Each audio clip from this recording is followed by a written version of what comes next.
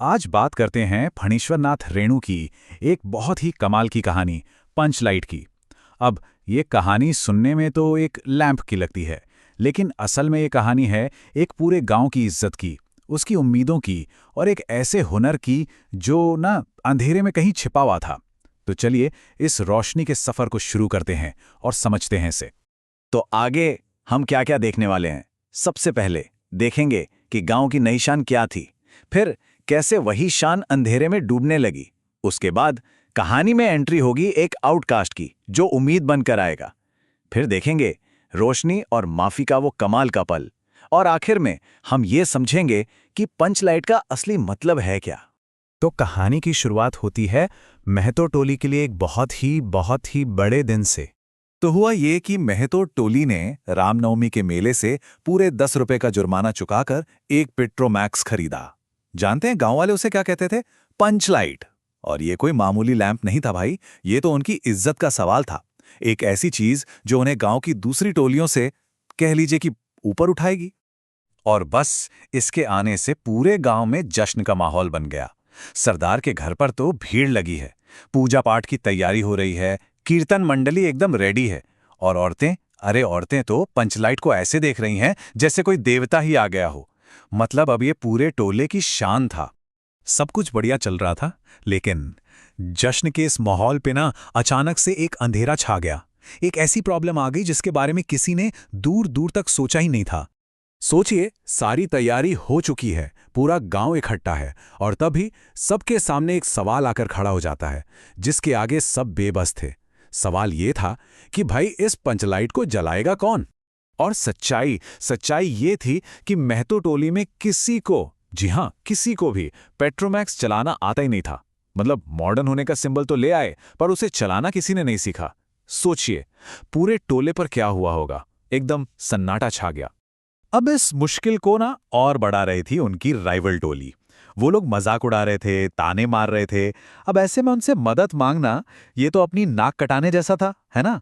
महतो टोली की जो नई नवेली शान थी वो अब मिट्टी में मिलती हुई दिख रही थी।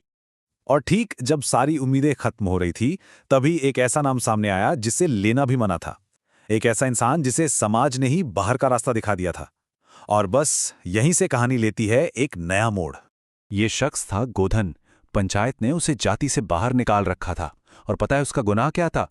वो मुनरी नाम की एक लड़की को देखकर सलीमा का गाना गाता था। सोचिए, बस इतनी सी बात पर उसे इतनी बड़ी सजा मिली हुई थी। और कमाल की बात देखिए, वही लड़की मुनरी जिसकी वजह से गोधन को निकाला गया था, वही अब बड़ी चालाकी से यह खबर पंचों तक पहुंचाती है। वो धीरे से फुसफुसाती है, गोधन जानता है पंचलाइट बालना। तो अब पंचों के सामने एक बहुत बड़ी दुविधा थी, अपनी इज्जत बचाएं या अपनी परंपरा। पूरे समुदाय को अपने घमंड और अपनी जरूरत, इन दोनों में से किसी एक को चुनना था। खैर, काफी सोचने समझने के बाद पंचों ने फैसला किया कि इज्जत बचानी जरूरी है। गोधन को वापस बुलाया गया। लेकिन कहानी में एक और ट्विस्ट आया। पता चला कि पंचलाइट जलाने के लिए स्पिरिट तो है ही नहीं। सब लोग घबरा गए, पर गोधन ने अपनी काबिलियत दिखाई। उसने कहा, अरे कोई बात नहीं, गिरी के तेल से ही काम चल जाएगा। और फिर वो पल आया जिसका सबको बेसब्री से इंतजार था। गोधन ने पंचलाइट में तेल भरा, पंप किया और वो जल उठी। पूरी की पूरी टोली रोशनी से जगमगा गई और सबके मुंह से एक ही नारा निकला, महावीर स्वामी की जय। वो जो अंधेरा उनकी इज्जत पर छाया हुआ था ना, वो एक पल में गायब हो गया। गोधन, जो कुछ देर पहले तक एक आउटकास्ट था, अब पूरी टोली का हीरो बन चुका था। सरदार ने भी खुश होकर क्या कहा पता है?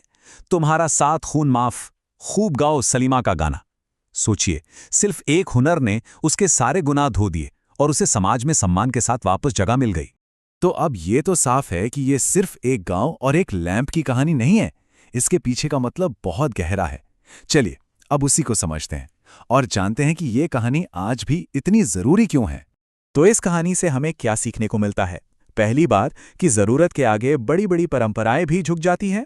दूसरी, ये कहानी साबित करती है कि इंसान का हुनर उसकी जाति या हैसियत से बहुत बहुत बड़ा होता है। रेणु जी ने इसके जरिए जाति व्यवस्था पर एक करारा तंज कसा है, और जिस तरह उन्होंने गांव के जीवन को दिखाया है ना, वो इसे आंचलिक साहित्य का एक बेहतरीन नमूना बना देता है।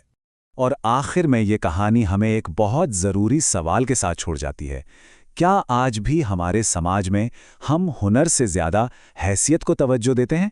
क्या किसी की काबिलियत को नज़रअंदाज करके उसकी सोशल स्टैंडिंग को ज्यादा महत्व दिया जाता है? पंच लाइट की रोशनी हमें इस अंधेरे पर भी सोचने के लिए मजबूर करती है।